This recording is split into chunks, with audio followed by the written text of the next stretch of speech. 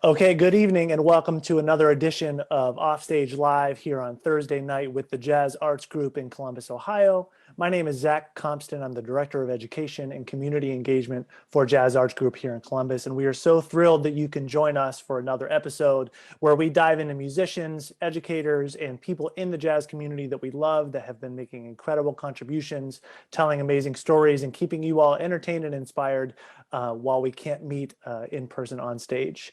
As we get started today, I would like to let you know that we are making an appeal to those that would love to make a contribution to the Jazz Arts Group during these times. Organizations like Jazz Arts Group and others are doing everything we possibly can to keep the arts alive and happening, not only for audience members, but for students through our education programs. Organizations like Jazz Arts Group are working feverishly to be able to continue to thrive during these times, and we need your help.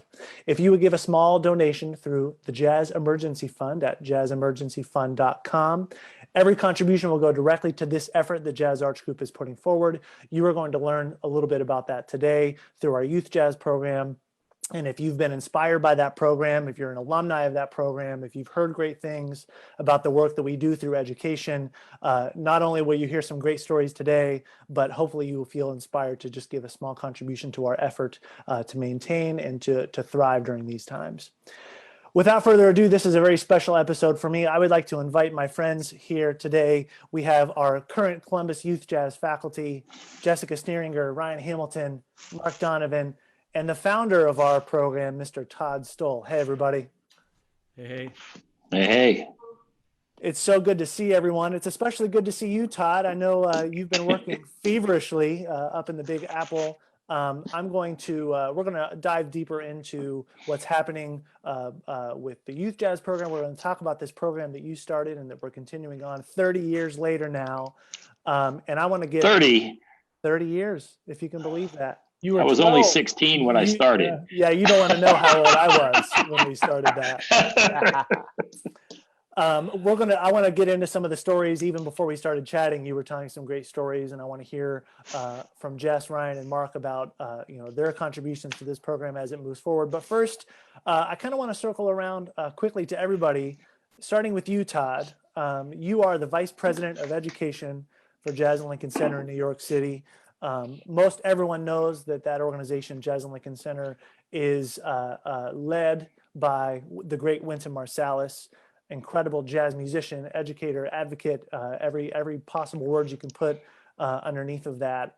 And right now, I know the hard work that's going on. I've seen some of the live streams and some of the effort that Wynton and the whole team has been putting forward.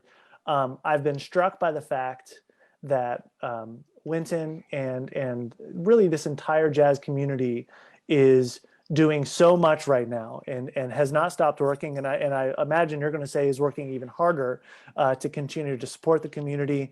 In your particular case through education, just tell us about what's going on in your world right now, given this crazy time that we're in New York City and in your work. Yeah, well, thank you, Zach. It's a pleasure to be on here. And yes, I did found this organization. I may have been 12 years old when I started it. But no, it's a pleasure to be on here. It's just, I'm so thrilled that it has grown even further and thrived under the leadership of Mr. Donavan and yourself there at the Jazz Arts Group and everybody else. It's just really been a great joy of mine to watch this program over the years. So it's been great. But I mean, here in New York, we've just basically tried to move everything online. Things happened so quickly here. We had a meeting on like a Monday and had a telecommuting plan in place by Wednesday. And then Thursday, everything shut down. Like it was that fast. And with that came all of our ability to run a business, like all the revenue stopped.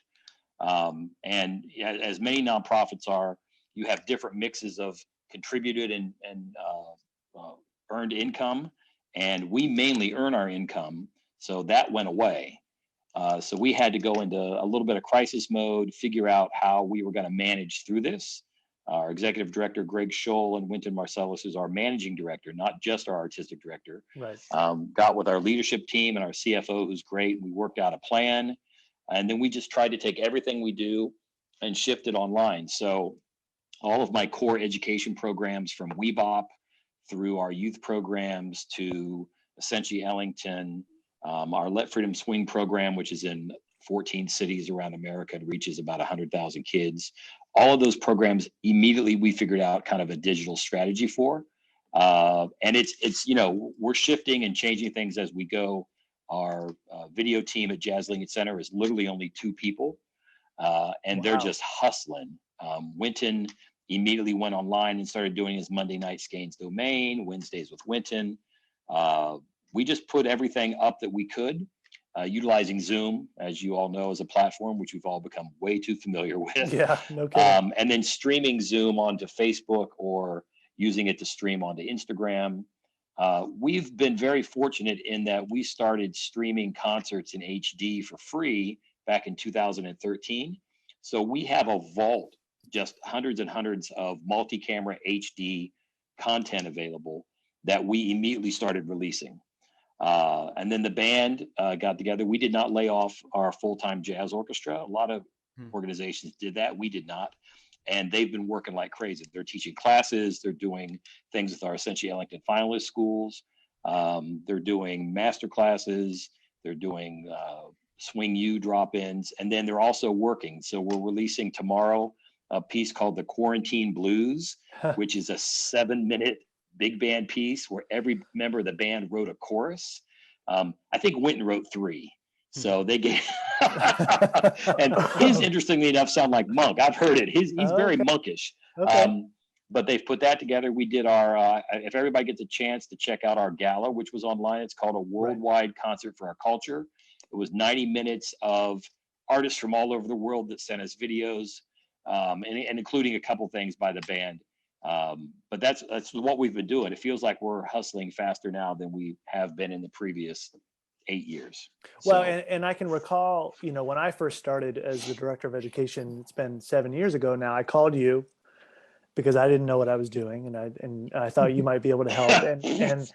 And sorry about that. Here we are. We're still here. One of the things that you said that really has stuck with me and really feels poignant at this time is that as far as our organizations go and our community goes, you talked about how small and tight knit really our community is, and that whether it's looking at organizations like Jazz Arts Group and Jazz Lincoln Center, Jazz St. Louis, and others, you talked about the rising tide lifts all boats idea. That especially during times like these, but at the time, of course, we couldn't have predicted that it's really about finding a way to immediately come together, lift everybody up with everything you can do. That's really something that's come through in Winton streams, in the various interviews that I've heard. Talk a little bit about the tone and tenor of the work that's happening when you're talking to the band, when you're talking to the staff. It's got to be scary, but I suspect that there's a lot of vision being cast forward from Winton and others. Well, and I'll say this about Winton. Winton is, I've been friends with him for, going on 35 years, which feels like a really, really long time. But he's not a normal human.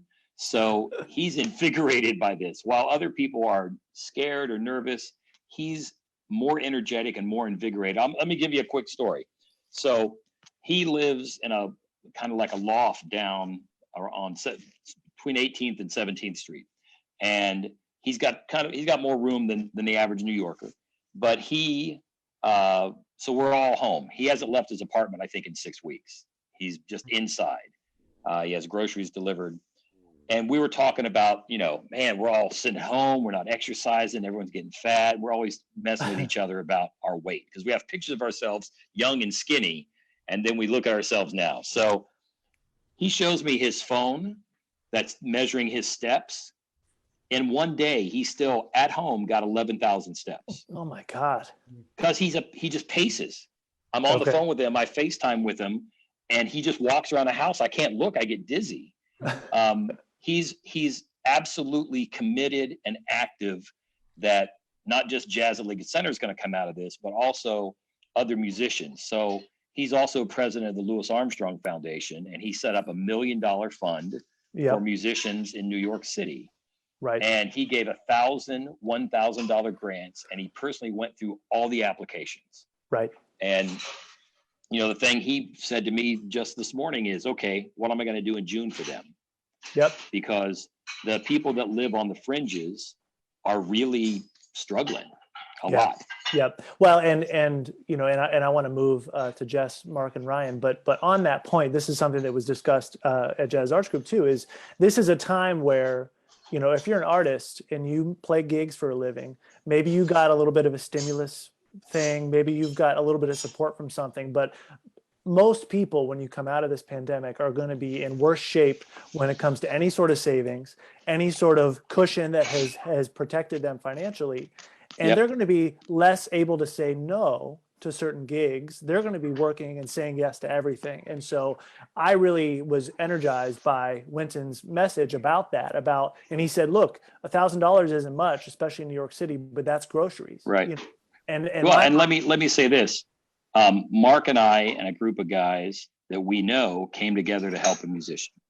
There's all these stories of group pockets of people that maybe don't have to rely on gigs to live, people who have teaching jobs or who have steady paychecks that are coming together to help other musicians. And those are the stories that are kind of lifting our spirits and keeping us enthusiastic during this time. Yep, absolutely. Since you mentioned Winton, you sent me this photo. Tell us what's going on. Tell us what's going on here, Todd. That's 1995, and that is after a Jazz for Young People concert at Mershon Auditorium, and that's to the far left is Michael Townley, a great trombonist. Do you guys remember Anson Banks, trumpet player? Yeah, Louisville. That's right there up to the right of Winton. This other the kid on the far right is actually his father was my HVAC guy. He's from Delaware. He was a trumpet player at Ohio Wesleyan. I can't remember his name. And actually, Winton was on his way. This picture was, we were about to get in a car and he was going to get a haircut. So. And so that was a Jazz for Young People concert. So that was Jazz Lincoln Center bringing a show to Columbus. Yeah. Okay. Yeah. Right. Yeah. It was after an evening show at Mershon Auditorium, one of the early tours of the Lincoln Center Jazz Orchestra. I may have a bootleg of that concert. It was the first time I had heard in 1995 pieces like, it was an all Ellington show, pieces like Isfahan, Happy Go Lucky Local, Rockin' in Rhythm, Harlem Air Shaft.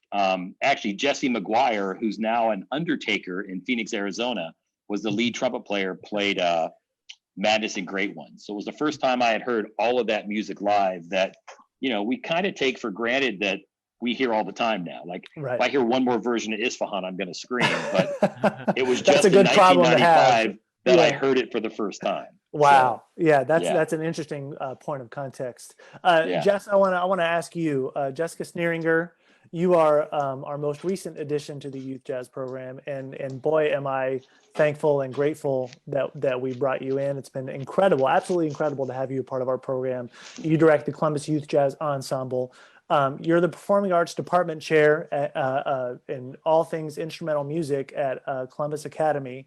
What's life been like for you? You obviously are like every other teacher trying to figure out how to teach from home. And if everyone that knows you knows that you're such an active player and performer, what's life been like for you in these times? It's been different, that's for sure. You know, it's comforting to know that we're all in the same boat. And so we're all kind of experiencing this together. It's also very frustrating that, you know, band in particular is not something you do by yourself. It's a social art. You do that with other people. There's a synergy you can't replicate online. Right. No matter how good your technology might be. But, you know, it's more, we've shifted our focus from the technical side of performing to the connection side of music.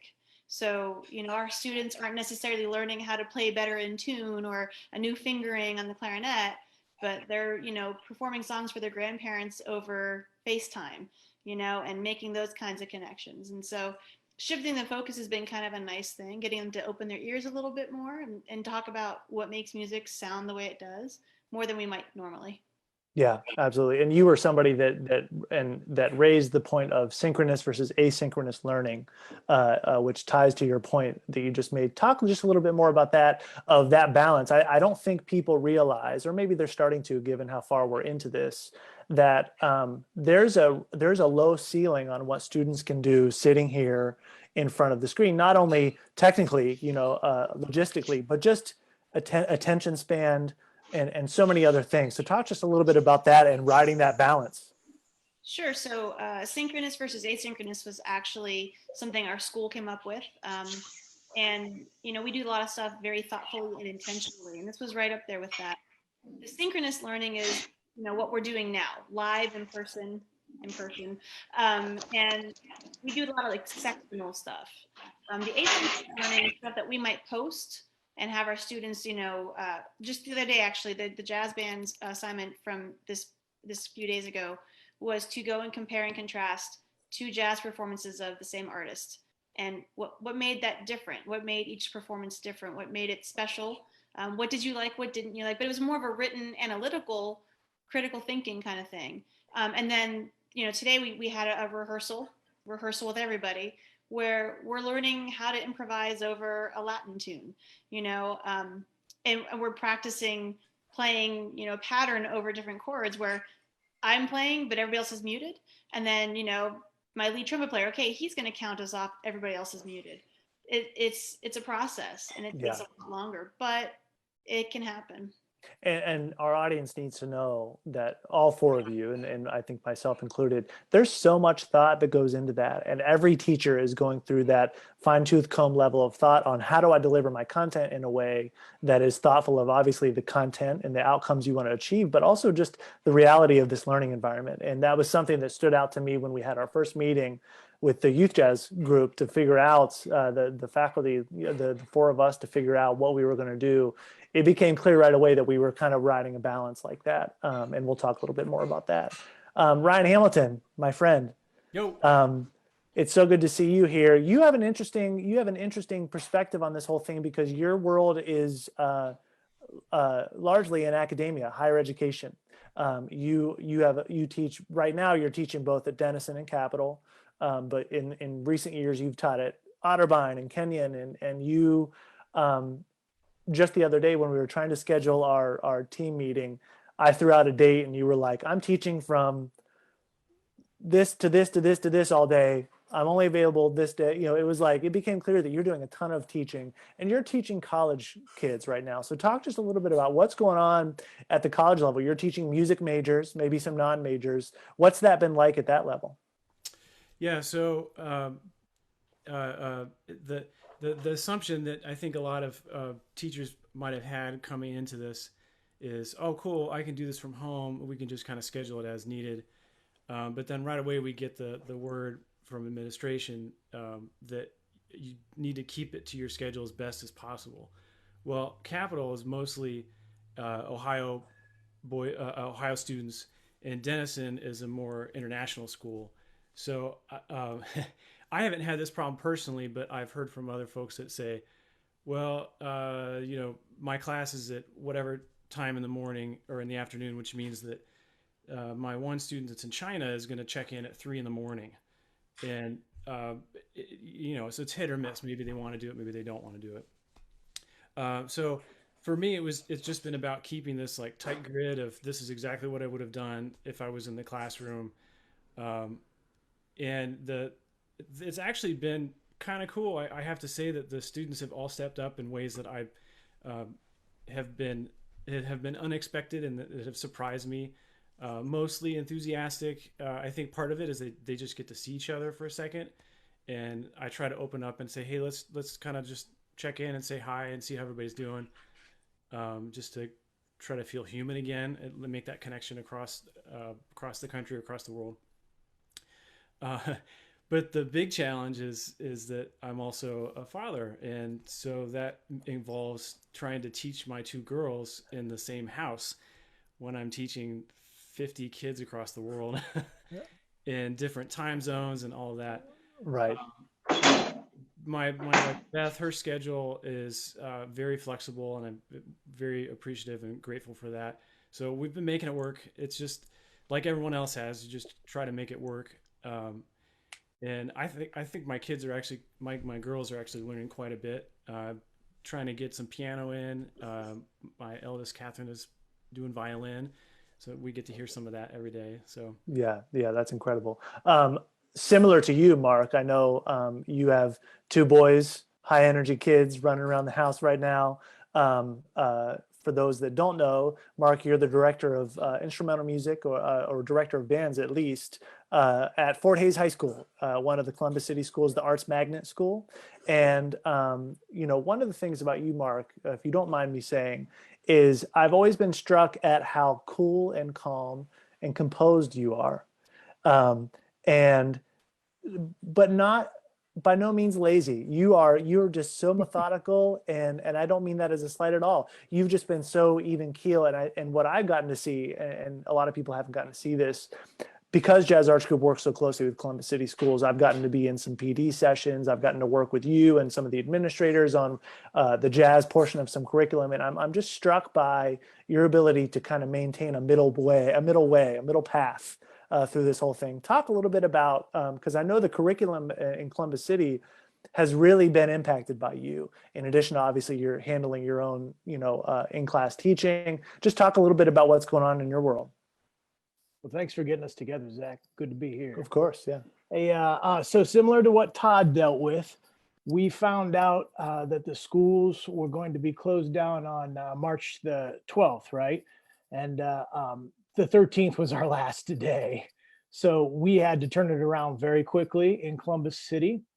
And I worked with some other folks and our boss lady, Dr. Betty Hill, to put together a website. We built a website in 3 days to help guide teachers and over 50,000 students to allow them to keep experiencing music, experiencing arts, okay? Talent and interest in music and the arts is really universal, but the resources are not. So we've had to do the best that we can to meet the needs of all of our families. Some of our kids are at home without horns right now because they didn't get them out of the band room. Some of our kids are at home without technology to get online and keep learning. Some of our folks are at home without food. I mean, to just cut straight to the chase here, parents having to work and kids having to be home by themselves. So in Columbus City, we've had to try to create a plan that covers an awful lot of different situations and try to keep our kids still having an experience in music somehow. My two boys, Parker and Emmett, 6 and 9, they go to Columbus City schools too. They have computers. They have a dad that's here to help out. And sometimes I'm not sure. I think I'd go back to my 200 plus kids at school. They're easy. My dudes are active. They're ready to go, man. So, but there are also a lot of different situations to our district, and we're doing our best to meet as many of the needs as we can. Yeah, this from my position, and Todd, maybe you can relate to this. Being in an organization that serves to advocate for teachers and education in a broad sense, it's really incredible. Some of these things that all three of you have said, just the reality, not only for trying to teach, but the reality in kids' homes. What is the potential for kids to learn right now? And that's been a really harsh reality. Todd, what's been your experience in New York along those lines? One of the things that is concerning to us is that many times administrators, people on the outside, forget that we're teaching kids through a moment of trauma, right? Right. This is a traumatic experience. So anytime you're in trauma, you have to remember that your output is not going to be the same. So, I've been following on Twitter an assistant principal. It just randomly came up, and he's very conscious of what the kids are dealing with, what domestic situations are, what parents are dealing with, like the realities of that. And in New York City, it's compounded because we're kind of an epicenter here. Mm-hmm. So a lot of people are sick. A lot of people are scared. Different communities have limited supplies. And for example, our middle school program, which has about 70 kids, and it's like 3 big bands. About half our kids don't have access to a device that connects to the internet. Right. So forget jazz. how's that kid going to learn math and language arts and social studies and science? You know, I mean, basically, there might be one mobile device per household that they all share. So the realities of that are something that we have to think about. My older daughter, Lauren, is a social worker in Cincinnati, and she's been dealing with this a lot. That, you know, domestic situations vary, and that educators have to realize that, and we've got to make sure that we have realistic expectations. Yeah, absolutely, absolutely.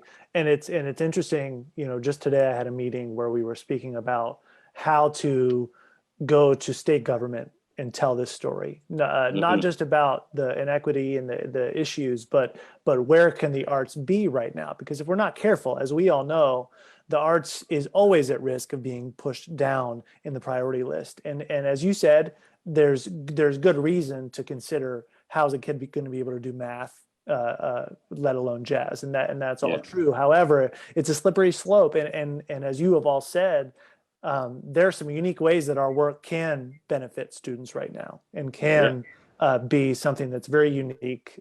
It can give them a touch point to creativity and expression, as we all know. With that being said, Mark, I would just real quick, you know, the four of us, Jess, Ryan, Mark, myself, met to kind of recalibrate the youth jazz program. We've done, I think, 5 weeks now. On Sundays, still meeting with our groups. We've spanned from about 70 to 90 kids, depending on what's going on, every Sunday in a Zoom meeting. And you've been somebody that has led the Columbus Youth Jazz Orchestra, which was the initial band, but also you've been participating in the combo part of our program. That's one of the expansions.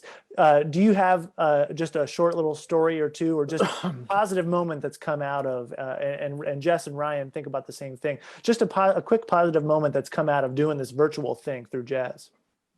I mean, what Jess had mentioned earlier, the experience of seeing that community on screen means a lot to the adults and the kids. I mean, we take a minute to talk to everyone that's there and talk to the seniors about where they're going. My bass player's headed to Ithaca. My tenor player's headed to Eastman. You know, they're going on to the next step of their life. They don't get the last concert. They don't get that bow on the stage, man, you know? So that's been challenging, but we do talk, and that hang, I think, has been energizing for everybody. My guitarist wrote a arrangement for the combo. We're ready to play it at the concert, and of course, everything shuts down. So we got online and we said, all right, everybody sign up for this DAW, this digital online workstation, audio workstation, and let's everybody record Benjamin Wesley's tune there, right? You know? So bass player starts out, next person comes in and adds tracks, and we're almost there, but they're willing to go on there and spend their time and get a document for this guy before everybody cuts out to college. You know, that's been positive. Yeah. Jess, what about you? Give us a positive outcome of doing the Sunday activities. So it's really important that they do have that face-to-face, you know, and I shouldn't say face-to-face, but, you know, as much as face-to-face as we can have. Yeah. I actually teach a lot through sarcasm, which I know is hard for people to believe. But it's been kind of funny because I think the first meeting we had, we were all kind of tenuous, like what's going to happen. And so we were very formal. Here's the lesson plan. Here's the agenda. And that very first class, I won't say any names, but one of the students said something that was kind of hilarious. And I was like, what? And the sarcasm came right back, and everybody just relaxed. Yeah. You know, it was just like, okay, we may not be in the same room, but we can kind of catch the same humor. And at that moment, I was like, this is going to be okay. So, I mean, we laugh a lot in our groups. It's kind of fantastic. Yeah, that is. They need it. It's not always about jazz or music, but the laughing is important. Right. I love that. Ryan, what about you? One byproduct of this change in delivery, being online and all, is you have to rethink content and how you're going to deliver, or what you're going to deliver. Is it the traditional rehearsal? Obviously, it can't be that. I'm not going to evaluate my third trumpet player on his or her part for the Ellington tune we're playing, whatever. So for me, it's a great opportunity to return to what is at the heart of all this music anyway, which is the improvisation, and which is something that we don't often get enough time to spend on in rehearsals, because we're trying to get the charts to line up and everybody do their thing. So the unfortunate part is, of course, I can't hear what they're doing unless we do this one-on-one, and none of them were really willing to jump up to that too much and play in front of their peers. But so I'm sitting at the piano and I'm playing the part while that's how you know it's gotten sad. If Ryan's sitting at the piano trying to play, we're at a certain point at that. Just ask my family, I'm sure. No, I'm only saying that because you have made clear that you're not that you're not even a fan of your own piano playing. But it has gotten a lot better over the last few years because I've had to go to it for teaching. And so anyway, point being that I had all 15 kids just noodling on their instruments on mute. And that was pretty beautiful for me to see them all actually participating. Who knows what it sounded like? Right. But in the rehearsal room, they would have said no and just kind of clammed up, and so that's been pretty beautiful for me. Well, and that's a great point because, if you think about a live rehearsal, those are the moments that the kids, for better or for worse, are the most plugged in. It's the 5 minutes before and the 5 minutes after rehearsal when stuff's going crazy. They're playing, they're noodling, or 2 or 3 kids are trying to play a tune and a couple others are playing an excerpt from something, So that is, to your point, that's the human side to see that interaction like that. I just want to read a quick note that a parent, I reached out to a parent because I had to share this note. This comes from a student in your band, Mark, saxophone player named Liam. And mom says, I just wanted to send you a note to thank you from the bottom of our hearts for doing everything you can to keep jazz in our kids' lives. I'm writing this note to you as I listen to Liam playing upstairs in his room. He hasn't stopped since he left your session today. He was so happy getting to connect with you. He came downstairs and said, I miss them all so much. Nothing is normal right now, but thank you for bringing some normalcy and joy to our son today. Can't wait till we hear them all play together again. Pretty powerful stuff considering what's going on right now. So I wanted to make sure we shared that one with our audience. I want to take a left turn though and play some music. Just maybe a little bit of transitional music here if I could.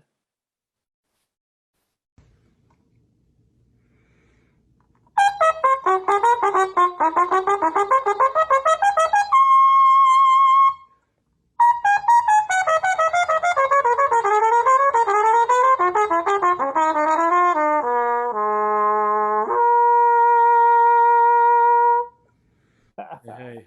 What's going on, Todd? Talk to us about the West. Go ahead, Mark. What you say? I say he hasn't even changed his shirt since he. I know, I have on It's the same shirt, man. That was literally a month ago, like today, I think. Yeah. So look, Winton and I are good friends, right? I mean, I've known him for such a long time, and I was teasing him about finally getting some time to practice during this time, and so we were over FaceTime. We were playing for each other, and he's making fun of me, and I'm like, play the West End Blues, and he was putting an extra triplet in it. And I was like, man, you don't know. So we were just messing with each other. So I literally put that up just to mess with him. And I didn't understand what was going to happen. And then I tagged every trumpet player in the known universe just for the hell of it. And then Winton waited. He waited like 3 weeks to put his up. Yeah. But no, it was just, look, you can't deny the fact that Louis Armstrong was one of the most influential human beings to live, right? And that opening West End Blues is something every trumpet player has nightmares about. If you notice, I had some nice vibrato on my high D. I thought that was you good. did. But I did not expect violinists, accordion players, bassoons. Josh Redmond did it on tenor. I mean, what the hell, man? Stop disrespecting what we're doing. It was remarkable, and it's still going. The biggest thing right now is it's going through Central Europe and through Russia. Wow. And we heard, I must have had 50 or 60 from Italy in the midst of the worst part of their pandemic. All of these trumpet players, because, Winton has been really well known in Italy. Right. It's kind of crazy. I didn't expect it to do that. It was just me and Winton messing with each other. And he's promised he's going to do the opening to Mahler 5 later this week and then challenge all the classical guys. Wow. We'll see. That could be dangerous. Yeah, that could be dangerous. Talk is cheap, brother. Yeah. Well, one of the things that I loved about it is, when you see something like that happen, I know that Todd Stoll is a fairly confident man.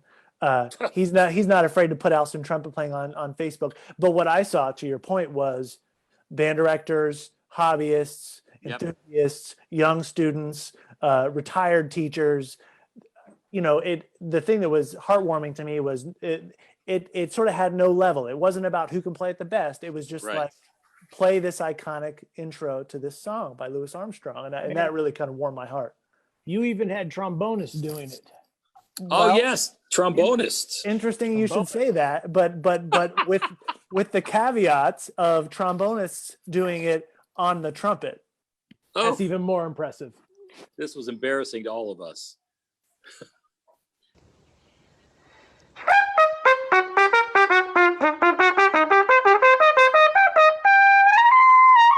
Woo!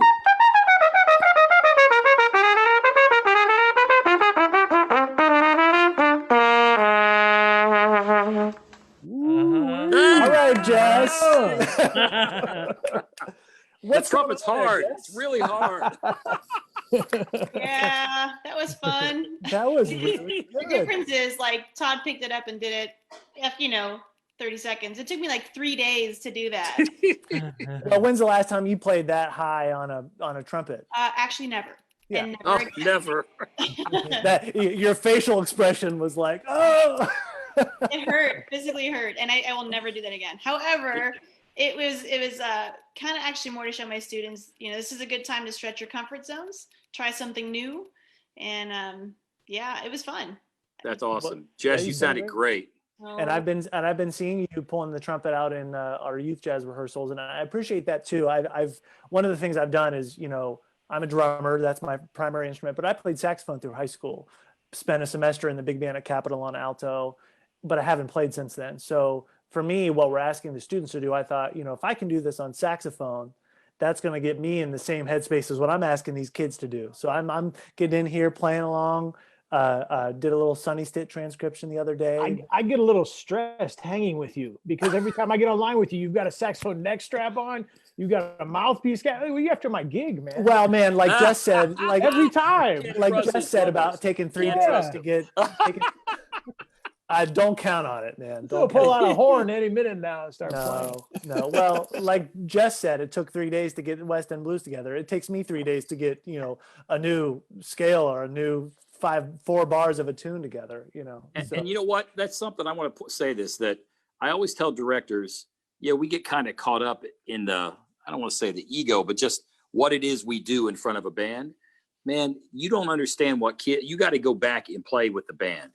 You got to get back in there sometimes, whether it's playing an instrument you don't know. I always used to sit down and play drums and just drive people crazy because I'm terrible. But the idea that you have to put yourself in that, you have to humble yourself and get in there with the kids sometimes. I mean, if you ever watch Winton teach, he would rather have a horn in his hand and be back in the trumpet section or in the trombone or somewhere other than standing in front of the band, because that's just like the essence of education. You get their perspective then. It's important. Yeah, and to be perfectly fair, I've seen Mark, I've seen you sitting behind the drums and swinging along pretty well too, man. So I'm not sure my gig's safe.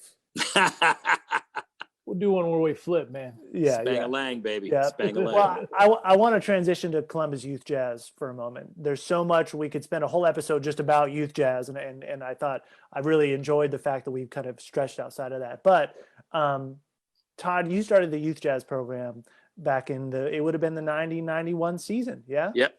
And I want to play a quick highlight. This is something that the folks at Jazz Lincoln Center did, but it was highlighting, and you're the one speaking on this video, bringing the band to New York for essentially Ellington during the year that you had the great Aaron Deal in the band. So I want to play this video, and then I want to talk to you about founding the band. What was that like, and how far did you take it before you made the trip up to New York? But here's this video first.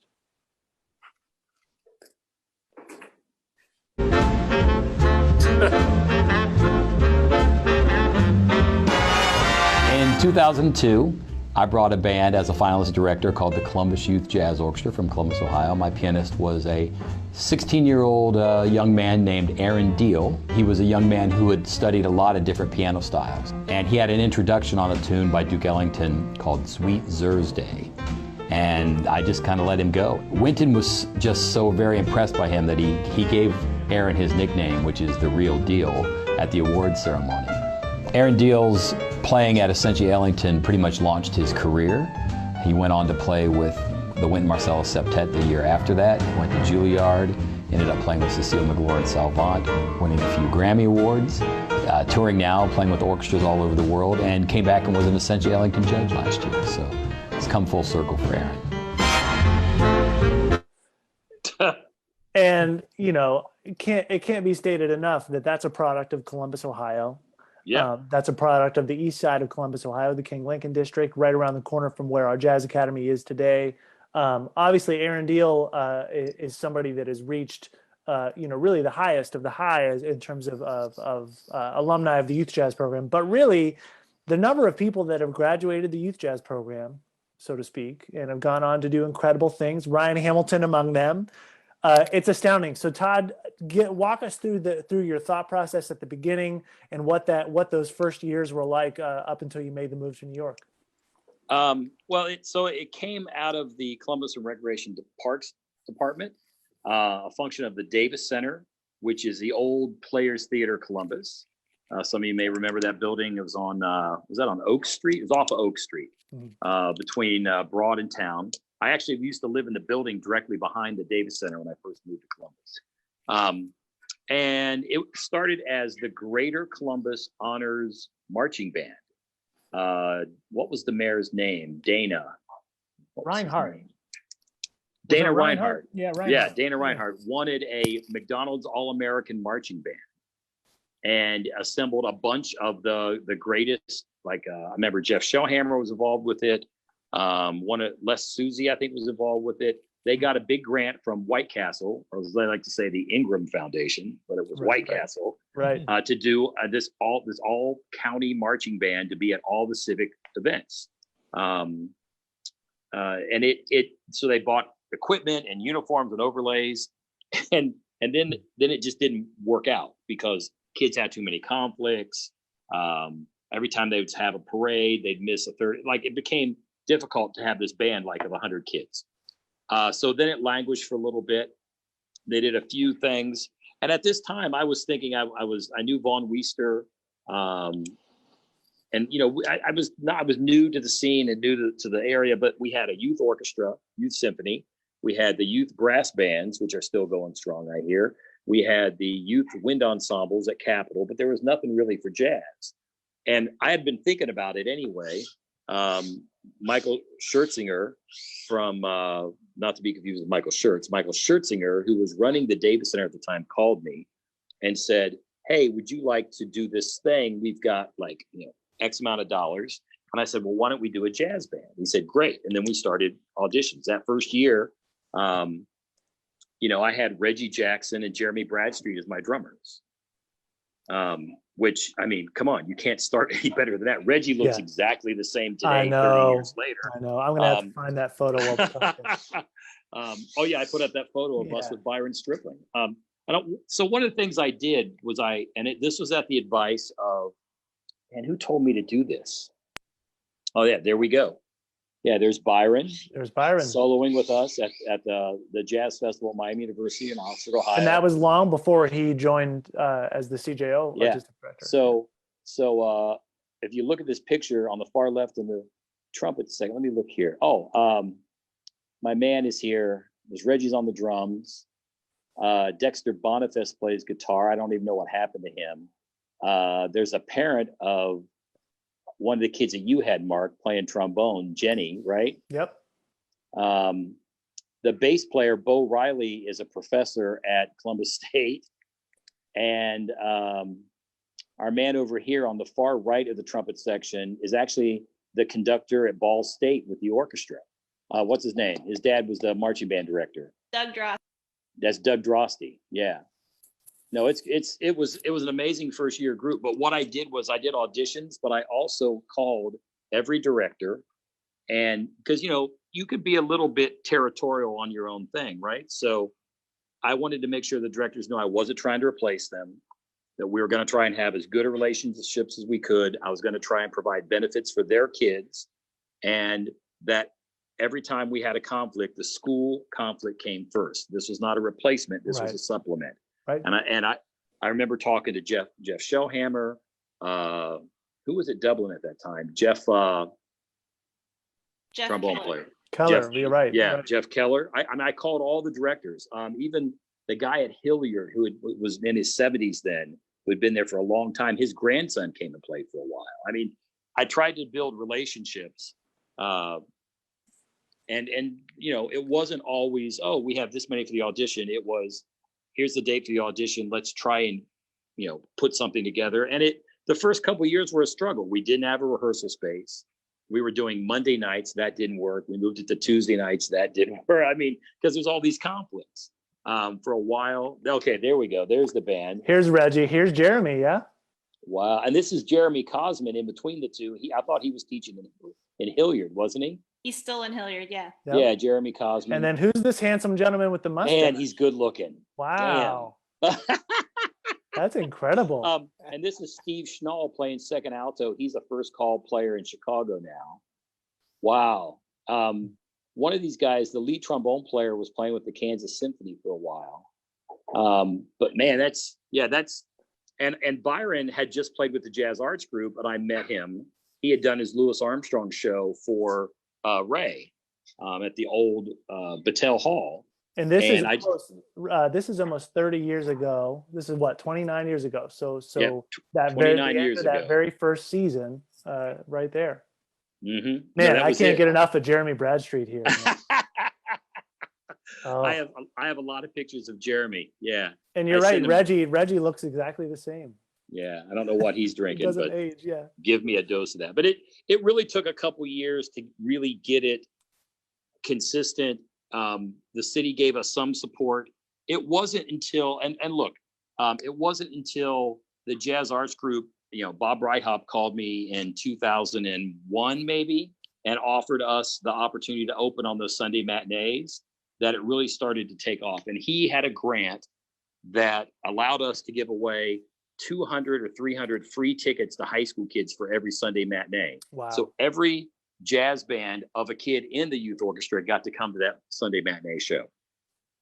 It was That's great. incredible. We did that for a couple of years. And then Mark, when did you start doing I remember calling you and saying, hey, we want to do like a middle school thing, right? Yeah, I think it was like beginning 2004 maybe or so. Mm-hmm. Yeah, it was back around there. Yeah. And we started out because you were getting 3 people to try out for one chair. Yeah. You're in every section except for maybe the trombone section. Yeah. Yeah. So we said, we got to get something else going here. And we did. Yeah. It was kind of like a late middle school, early high school band Mm-hmm. at Mm-hmm. first. Yeah. Yeah. And then that, once that started to work, then we realized, oh, there's a middle thing here, Yeah. And it's funny, people talk about that band in 02. The band in 03 was actually better because of the renown. We had a front page of the arts section of the Columbus Dispatch, because Kurt Schieber, the writer, went with us to New York. And I actually can't find the page. I used to have it. It was a full page with 3 full color pictures from on stage at Avery Fisher Hall.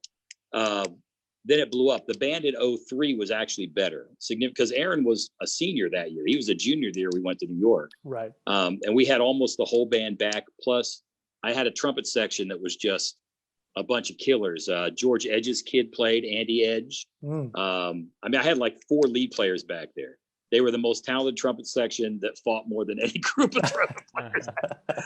But no, it was really, and it wasn't until Mark came on board that I felt like we had a program versus, oh, we just have a band. Right. And then that became part of a program. The Jazz Arts Group stepped in and started funding it, which was great. And that took it to the next level. The city had to basically give it up, Right. which I appreciate them doing that. Michael Schertzinger, Wayne Roberts, some folks like that really were very, very helpful and instrumental in getting that going. And then, handing it off to Mark was a very natural thing for me to do. I mean, I first met Mark. Weren't you dating the Barry player in the band? So. That's right. Went off He- to college. This is where you say I don't recall. I do remember I got to Ohio State and you needed someone to play with the band that summer. I Yeah. think Victor Goins was playing with you at Jazz and Ribs. Yep. And Yep. your alto Yep. player was out, and you asked Jen, the baritone player, hey, Yep. and then like I came and met you there. Yeah. That was Yeah. in No, 95. yeah. You were a freshman in college, right? That's right. That's right. Yeah. Yeah. No, I remember that. Too much. Yeah. Wow. So then, eventually by the time you left, that was like 2010, 11, Todd? Yeah. 2011. That was when there were 3 bands by that time, the workshop, and at the time I think it was the studio ensemble and Yep, orchestra. yep. I came in one year later, and in the last 7 years, and Mark, I'd like for you to speak to this. Mark, you took over the band, the orchestra that is, but you also taught the studio. Ryan came in and had the workshop. Talk about the transition, Mark, what you, quote, inherited in terms of the orchestra, what that experience was like, and sort of carrying the torch forward. Well, I do remember the day Todd calls me to go get some coffee. We're sitting in the coffee house. He says, I got to talk to you about something. I was like, all right, what scheme is going on? I think we're going to add like another band or, a new program. He says, I'm going to New York. I'm going to work for Wynton Marsalis. I about spit my coffee out. Yeah. And then he said, I want you to take the band. And then I couldn't drink any more coffee. Yeah. I started directing the CYJO. I think I was doing the studio at that point too. So we're doing 2 bands. I started working at Fort Hayes. My eldest son was born. And I was like playing in 3 bands each week. Vaughn's band, Rick Brunetto's band. And yeah, suddenly there was a whole lot on the plate. But it was a great thing to now see. Todd was talking about us not knowing about all the Ellington tunes. I learned about them from Todd Stoll. See, Todd had the band Jazz to Go, Right. and we played every Wednesday night, and I'm over there hacking away on baritone, and we played Dizzy, and we played Mingus, and we played Ellington, and we played all the cool stuff you couldn't get a hold of unless you knew Sue Mingus, So Todd knew the people, and we learned those tunes. And once, I had the chance to continue that and work with young kids, and I knew that we needed to step it up and put it together. So, we worked very hard just to keep it rolling. And once we got it stable, we started expanding. And the cool thing is, I remember when Todd and I were doing it, it was Todd and Mark doing it with support from the city. And, we were calling, we were emailing, we were copying pages, we were doing the whole thing, man. Now, with you, Zach, with Alexa Brennan, Mary Manos, our crew, I don't have to email kids for subs every Sunday. Yeah. And I'll be honest with you, that is a huge thing. So it doesn't feel like I'm running the thing. It feels like I'm a part of a team, and the team is killer. And that's why we have 4 big bands and like 7 or 8 combos. And it's really blown up because now it's a crew of people, and you've got parents that are jumping in, like Liam's mom, and everybody willing to help in any way they can. So it's a really beautiful thing to know I'm a chapter in it, and it's a book that's going to keep going on after. Well, and Todd makes a great point about, by growing, you establish not just pipelines to the top, but identities in the middle and in the beginning of the band that take on their own. Miles Smith, real quick. He was a part of Ryan's band, and he was a pretty feisty middle school guy sitting back there with his hat. I remember it. And then he comes into the orchestra, and he becomes like one of our best leaders, a great trumpet player. He's over at Ohio State. He's playing with the CJO now for Right. and just to see that transition from a 7th grader in middle school, cracking jokes all the way to a young man, contributing to the community. And look, I would be remiss if I didn't talk about Ryan Hamilton playing in the band. Well, and as you do that, Todd, I'm going to show something that will set all that up. Oh my goodness. Okay. So Ryan, you were in the band in the mid 90s coming, and Kai Watkins sent a lot of great kids to the band. And you were part of that band that really set us up for kind of the excellence that happened, immediately after that. You remember, weren't you in the band that played down at Miami University a few years after we played with Byron? You remember? And you remember the crazy lead player we had? It was the brothers, the one that played alto and the one that played trumpet. Yeah. Oh, the Landis brothers, right? or Litzinger's. Litzinger. Oh, Yeah. Adam, that's right. And Adam, I still hear from both of them, Adam and Matt Litzinger. Yeah. Yeah. You were part of like a great band that took us to a whole nother level. I remember it very clearly. 96. You kind of look the same too. Okay, I'll take it. Yeah, that's right. That's right. 96, 97, and Todd, Yeah. I found the program. Oh shit! I'll hold it up a little Wow. closer. I'm sorry, I'm cursing. Oh, that's right. Hank Marr came and played at the. Open it up. Show me the personnel. Wow. And do you remember why Hank played? Because you were trying to get us to go to North Sea with Clark. and Oh, all right, that, right. That was that same year. And we couldn't get it going. Oh my goodness, Milena was in right. that band then, and Kilgore, Andrew Vermeer, who's still around, and my buddy Scott Castor, who teaches English up in Freddie Rodriguez, who's in the Marine band. Andy Rice. Yeah, Mark Lerner. I mean, that was a good trombone section. Holy cow! And Kent Eshelman, the other Eshelstein, who is a professor of tuba up at the University of Wisconsin. I was going to Man, say that was a good band. they didn't misspell John Eshelman. That's actually another Eshelman. That's the other Eshelman. Yeah. Yeah. Can Ryan, bring take a scan of that and send it to me. Okay, I will. I'd love to see that. Just a quick anecdotal human moment from all of this. Sometimes we're faced with this crap. We've got 6 saxophones that we want to put in the band, and there's only 5 chairs. What the heck do we do? I was that 6th saxophone in the trombone section, and I was. Kai Watkins was my band director, and he sent me to Vaughn Weister.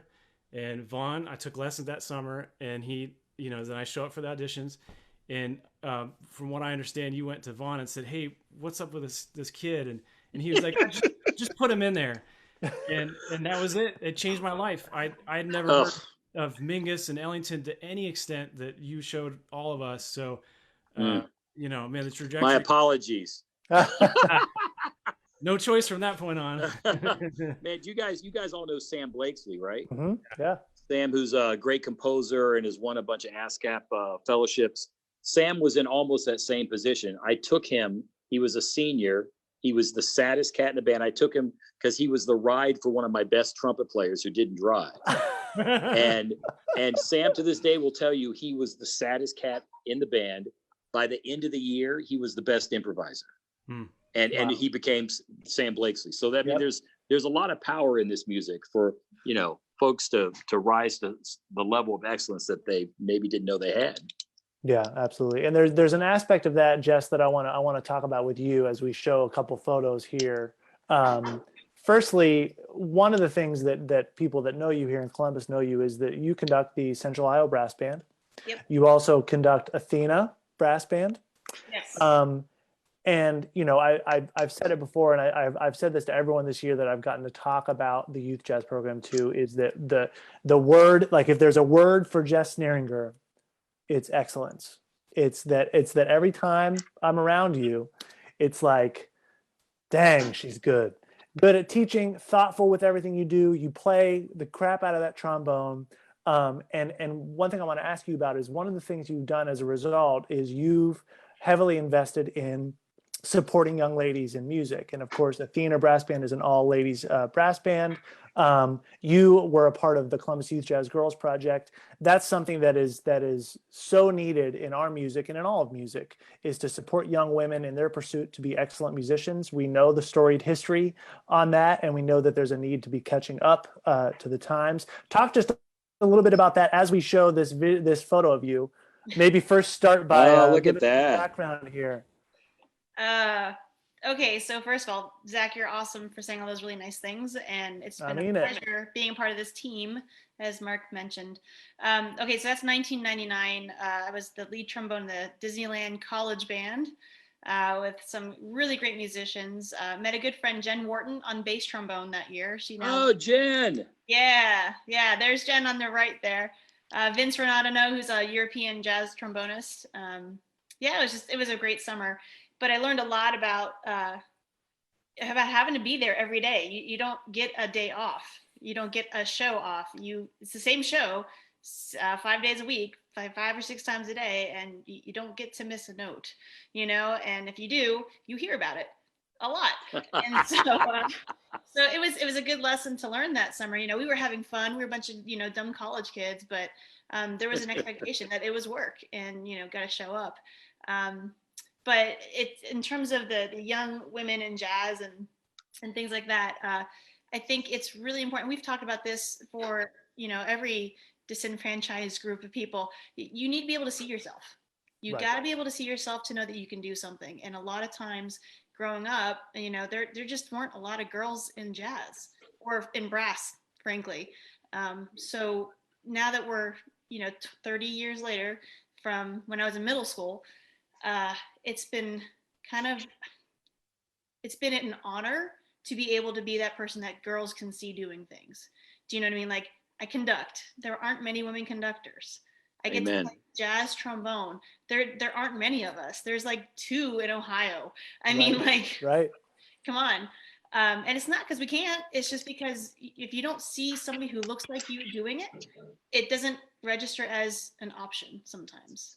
So Yeah, absolutely. Well, and one of the things I noticed when we had done, I think 2 or 3 of our Columbus Youth Jazz Girls Project rehearsals, in which you were assisting that group, one of the things I loved about your approach was, you know, you sat in the trombone section, you didn't change the way you spoke, you didn't use different language, you didn't do any cliche, you know, sort of more feminine behaviors. You just went, here's how to play it. Nope, that was great. Try again. Nope, you didn't make it. You did it about the music. You didn't make it about girls per se, even though the effort was intentional. The music, and when it came down to brass tacks and delivering, you did it in a way that just said play.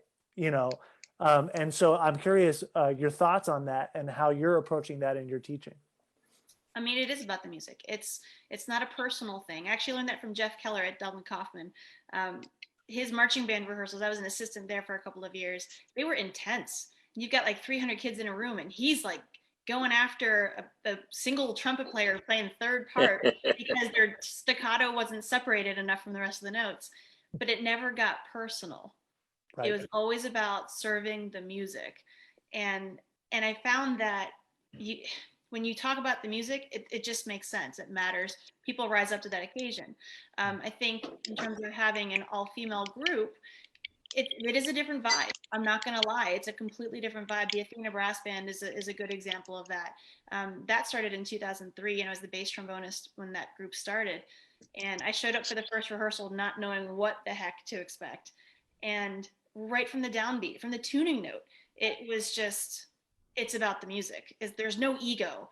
And it was because we were all given the same chance that we've been wanting to get in other groups. And hey, here it is. Let's just make the best of it. Let's make some great music. So taking that and transferring it to the other groups, male, female, doesn't matter. You just get rid of the ego, do the music, and do it well. Yeah, well, that undoubtedly comes through in your work. Real quick, Ryan, one thing that jumps out to me, Mark sort of teed it up, the idea that our youth orchestras and our youth program, and Todd, I know you have some words on this.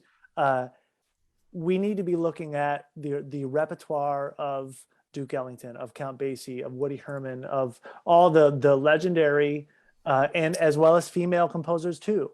But through the years that this music was really developed and be able to get that language in our young educators' voice. Ryan, you come about it really naturally. You have this childlike love of Duke Ellington and Billy Strayhorn.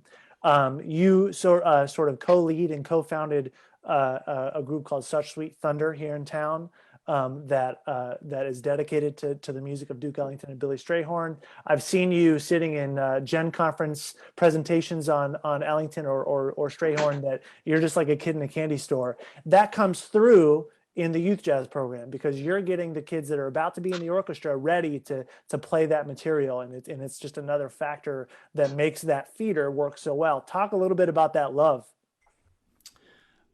It's endless, and it will continue for the rest of my life because their music, Duke and Billy's music, is just so deep and rich, and the level of expression that they were able to get from their players and from their own pen is just amazing. And I learned so much trying to transcribe the heck out of this, spending days looking on it, like 12 measures of something that they wrote. It's like, how in the heck did they do this?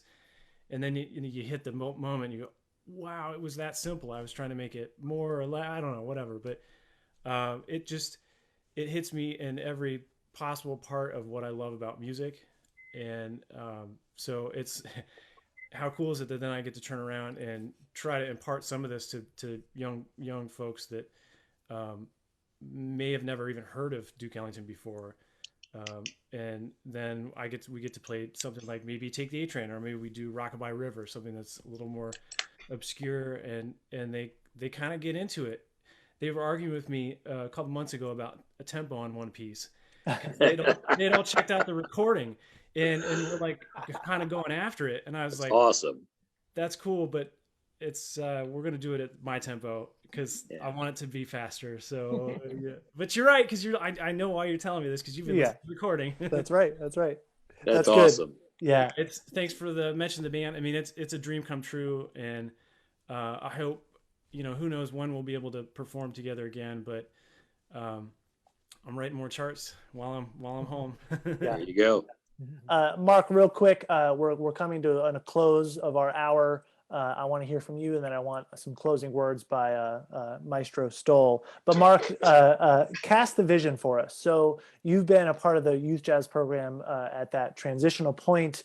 The program has reached 700 students. I'm talking about the year-long program over the 30 years. That isn't even mentioning the in-school work that has stemmed from that and so much of the other impact. Just a few numbers that have come out of our incredible department with Alexa. 39% of the folks that have responded to us in our recent surveys, 39% of our alumni are in the field of professional music or teaching or playing. 79% of the alumni continue to attend live jazz concerts, not just concerts. And then 92% of youth jazz alumni that responded still participate in music professionally or recreationally. Mark, cast the vision for us of where the program is going and what you want to see happen with it. When you talk about those numbers, you have to talk about what came first, the kid or the experience the kid had. And, there are some kids that regardless of what happens, they're going to be playing music their entire life. They're going to have more kids that play music, and it's going to go on. But those kids deserve to have a place to hang, okay? They deserve to have something different than social media. They deserve to have an extension of their band programs. They deserve a place. But then there's people like people on this screen that their lives were changed by being in a band, right? You have to have a place for them too. So we're going to do everything we can to continue to provide a place, make sure that it's a high level place to hang, and include as many people as we can. Part of Todd's mission and was to expand the band so we get more kids in. Part of my mission is to make sure more and more Columbus City school kids are involved. Right. Because for a long, long time, and this is no offense to anybody, but for a long, long time, jazz has been a male-dominated thing, and there's been a whole lot of white faces on the bandstands and a lot of repertory bands. So we need to make sure that we have more people included, because if we're really going to be in this together, we should be in it together. Okay. Yeah, very well said. Todd, some parting words for us. We know that you're a busy man right now, but one of the things about you that resonated with me, as I mentioned earlier when I was getting my start, is that you're somebody that has truly moved to the epicenter of all things jazz and jazz education. But your heart is in Ohio. Your roots are in Springfield and Columbus in Western. That's right. And you're not afraid to share it quick, right to the cut when somebody needs some help. Just leave us with some words from you about where things are going, either in the short term or just in general moving forward. Yeah, I mean, I think that the important thing, there's so many lessons that arts education, music education, and jazz education, it's like a big funnel, right? Right. If you boil it down to its basic lessons that it teaches, jazz teaches you three basic things. That your individual voice matters. That's the improvisation. Your relationship to others, the individual and the group, that's swinging. And facing adversity with persistent optimism, that is not naive. That's the blues. And ultimately, that's the three lessons that it teaches us, whether you're the COO of the New York Stock Exchange or whether you're a band director in Columbus City Schools. Those are lessons you're going to keep with you for the rest of your life. Absolutely. Well, we're so inspired by what you're doing in New York. We appreciate that we have the reputation to stand on as we carry it forward 30 years further and 30 years. even beyond that. Congratulations to you as we come up on our 30th anniversary. I will say to our audience, I hope that the students, as things become safe and the timing is right, we're hoping for students to come out and hang with us. And as Mark said, it doesn't matter where you're from in the city or in the Central Ohio area. We are really working hard to make that happen, and that's in large part thanks to you, Todd. You four are some of my favorite people to talk to. We are unfortunately out of time, but we'll have to do this again soon. Whether it's on Zoom for our audience or just for ourselves and an adult beverage, we got to make it happen soon. Amen. All right. Thank you, guys. We'll see you all very soon. Thank you all.